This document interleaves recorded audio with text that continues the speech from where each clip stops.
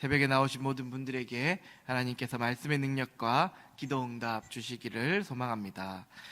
이 잠언의 말씀은 당시 이 말씀을 읽는 독자에게, 그리고 지금도 이 말씀을 읽고 듣는 우리에게 성도로서 의인의 삶을 살기 위해 반드시 추구해야 할 것과 경계해야 할 일에 대해 여러 가지 비유를 들어 계속적으로 알려주고 있습니다. 그 중에서 추구해야 할 가장 대표적인 것은 바로 지혜입니다. 이 잠언에서 말하는 지혜란 무엇일까요? 이 세상의 성공을 위한 방법, 세상에서 잘 살기 위한 방법일까요? 아니지요. 이 잠언에서 말하는 지혜란 이 세상을 살아가는 그 처세술이 아닌 하나님을 알고 하나님을 믿는, 그리고 하나님을 경외하는 것이 지혜의 근본이라고 하였으며, 하나님의 백성으로 살아가는 그 지혜, 그리고 오늘날 우리에게는 예수 그리스도를 알고 예수 그리스도를 믿는 주님의 자녀로 살아가는 지혜인 것입니다.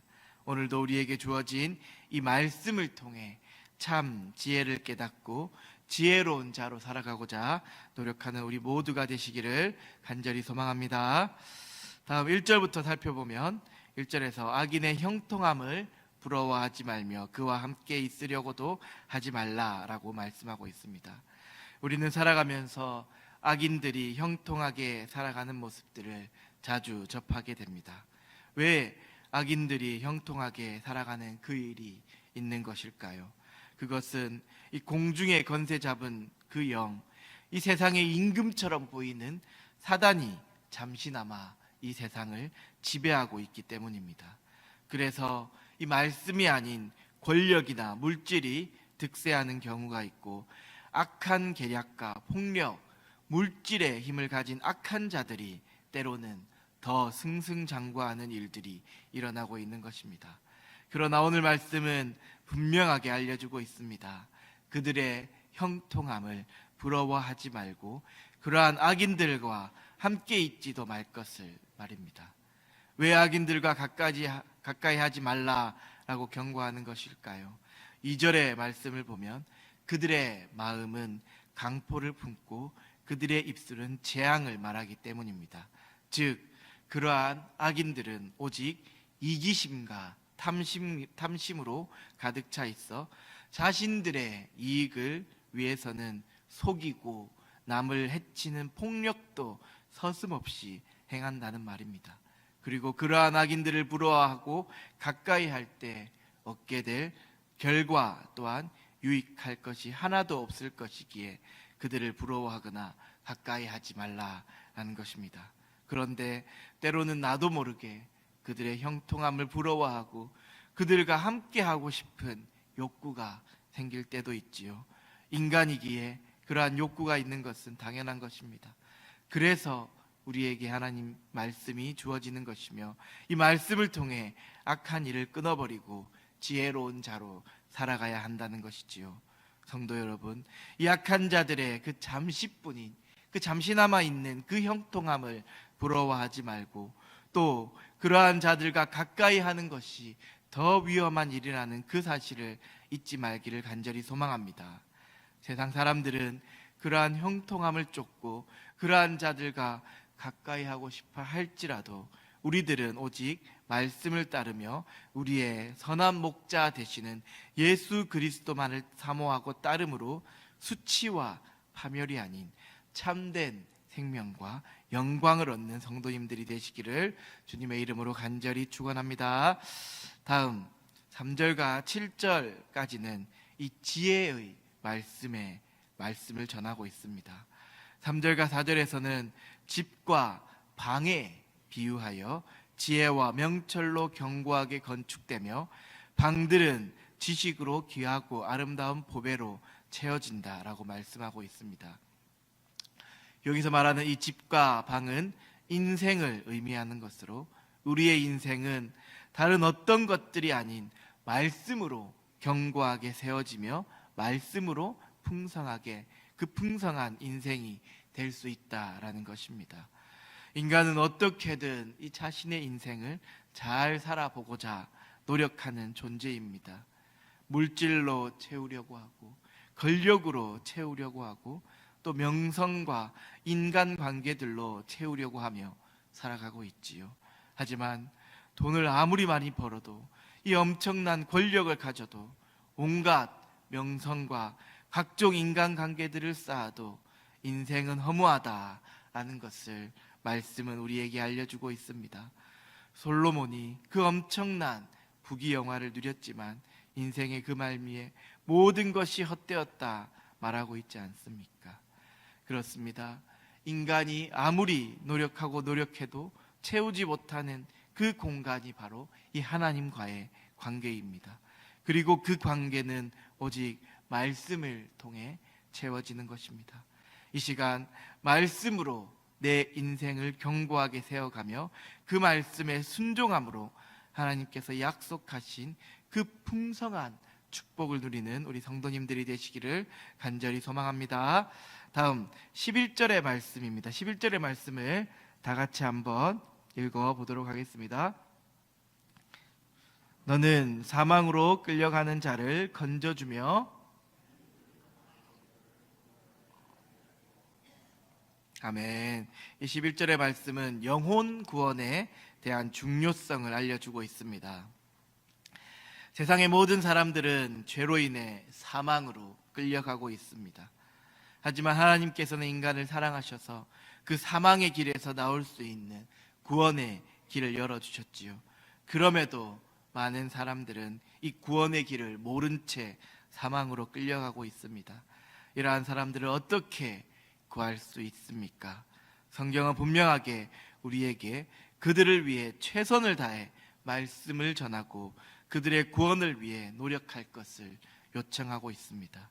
그리고 우리가 그들을 위해 어떠한 마음으로 행하는지 하나님께서는 분명하게 알고 계시며 행한 그대로 보응하신다라고 말씀하고 계십니다. 그렇습니다. 지금 여러분들은 이 사망으로 끌려가는 자들, 그 잃어버린 그 영혼들을 어떻게 바라보고 있습니까? 예수님께서도 이 99마리의 양보다 잃어버린 한 마리의 양을 찾기 위해 애태우며 찾으러 다니셨고 그 한 마리의 양을 찾았을 때 잔치를 벌일 정도로 기뻐하시지 않았습니까? 예수님의 그 마음, 그 한 영혼에 대한 그 마음이 우리의 마음이 되기를 간절히 소망합니다. 정말 한 영혼의 구원을 위해 애태우며 기도하고 최선을 다해 그들을 섬기며 주님께로 인도하는 성도님들이 되시기를 간절히 소망합니다. 다음 16절의 말씀을 보면 대저 의인은 7번 넘어질지라도 다시 일어나려니와 악인은 재앙으로 말미암아 엎드러지느니라 라고 말씀하십니다. 여기서 말하는 이 7번, 이 7번이라는 숫자는 완전 수로서 대단히 많은 상태를 나타낼 때 흔히 사용되는 히브리적 표현입니다. 그렇기에 단순히 이 숫자의 7번만을 말하는 것이 아닌 수없이 넘어지고 많은 시련을 겪을지라도 다시 일어난다라는 것을 의미하는 것이지요. 사실 안 쓰러지는 것이 제일 좋겠지만 우리는 인간이기 때문에 살아가며 그 인간의 연약함으로 인해 넘어지는 그 시련의 고통을 겪게 됩니다. 그 누구도 고통과 시련이 없는 사람, 넘어지지 않는 사람은 없다는 것이지요. 이 아담을 비롯하여 노아, 아브라함, 다윗, 또 신약에서는 베드로, 바울 등 이 당대 의인이라 불리며 하나님의 마음에 합한 자라고 하여도 모두가 다 시련과 고난을 경험했다는 것을 우리는 이 말씀으로 다 알고 있지 않습니까? 그리고 사단과 마귀는 끊임없이 방해하여 시련과 고통을 겪게 만듭니다. 욥을 통해 우리는 그것을 알 수 있지요. 또한 이러한 시련과 고통은 하나님께서 우리를 연단하여 우리가 하나님의 뜻에 합당한 자로 설 수 있게 하는 것이기도 합니다. 그런데 이렇게 시련과 고통이 있지만 오늘 말씀은 분명하게 우리에게 알려주고 있습니다. 반드시 다시 일어선다는 것을 말입니다. 어떻게 우리가 다시 일어설 수 있는 것입니까? 그것은 하나님께서 우리를 사랑하셔서 지키시고 보호하여 주시며 우리를 다시 일으켜 주시는 은혜를 베풀어 주시기 때문입니다. 성경과 그 역사는 우리에게 이 사실을 분명하게 알려주고 있습니다. 하나님의 백성은 시련은 있을지라도 실패는 없다라는 것을 말입니다. 우리는 이 사실을 잊지 말고 어떠한 어려움과 고난, 그 어떠한 시련이 있을지라도 이 나의 모습을 돌아보며 회개할 것은 회개함으로, 또 만약 그것이 사단과 마귀의 방해라면 믿음으로 물리침으로, 또 그것이 하나님의 뜻과 연단이라면 기쁨과 감사함으로 받아들이는 성도님들이 되어야 할 것입니다. 이 모든 과정을 거쳐 하나님께서는 우리를 하나님의 뜻과 영광을 드러내는 그 하늘의 별과 같은 존재로 만들어 주실 것입니다. 마지막으로 이 30절부터 34절까지는 게으름과 나태에 관한 교훈을 알려주고 있습니다. 저는 사실 이 말씀이 저에게 가장 와닿는 말씀으로 이 저에게 주시는 훈계로 들렸습니다. 특히나 이 목회자로서 나에게 주어진 밭과 포도원을 어떻게 관리하고 있는지를 생각하게 되었습니다.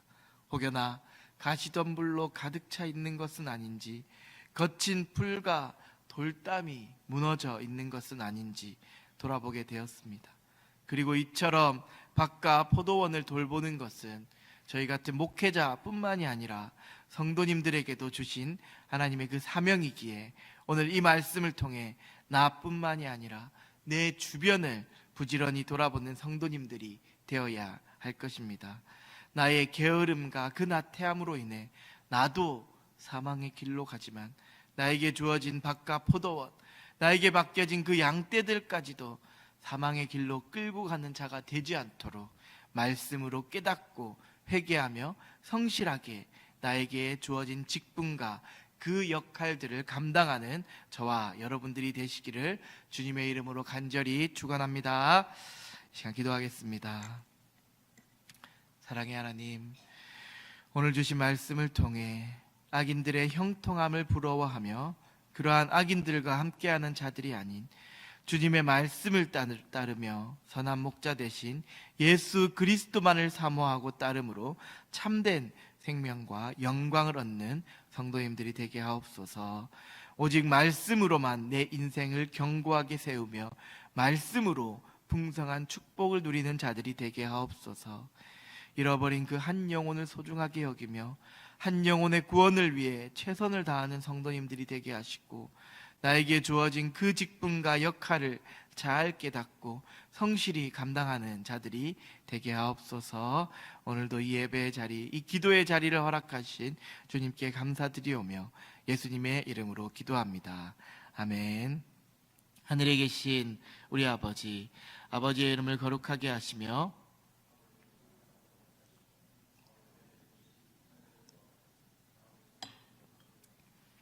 오늘 우리에게 일용할 양식을 주시고 우리가 우리에게 잘못한 사람들을 용서하여 준 것 같이 우리 죄를 용서하여 주시고 우리를 시험에 빠지지 않게 하시고 악에서 구하소서. 나라와 권능과 영광이 영원히 아버지의 것입니다. 아멘. 이 시간 함께 기도하기를 원합니다. 그 악인들의 형통함을 부러워하며 악인들과 함께하는 자들이 아닌 말씀을 따르고 예수 그리스도만을 사모하며 따르는 자들이 되게 해달라고 기도하시고, 나에게 주어진 그 직분과 역할들을 잘 깨닫게 하시고 한 영혼을 구원하는 일에 최선을 다하는 성도님들이 되게 해달라고 기도하시고, 또 아픈 한우들이 많습니다. 몸이 아픈 한우들, 마음이 아픈 한우들, 또 그들을 보살피는 가족들을 주님께서 치유하여 주셔서 회복되어 다시 한번 주님께 나와 영광 돌리게 해달라고 이 시간 간절히 주님의 이름을 한번 부르고 기도하겠습니다. 주여